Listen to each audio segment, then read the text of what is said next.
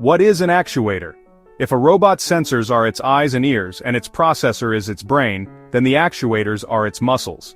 In simple terms, an actuator is a device that converts energy, like electrical, hydraulic, or pneumatic, into motion or force.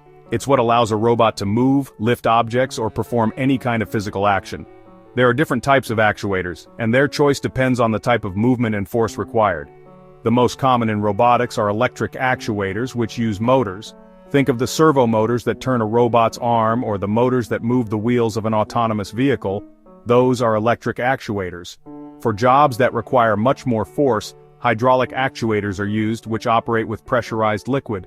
They're what you see in the arms of cranes and in the heaviest industrial robots. And for fast and simple movements, pneumatic actuators are often used, which work with compressed air, like those found in the grippers of assembly machines in factories.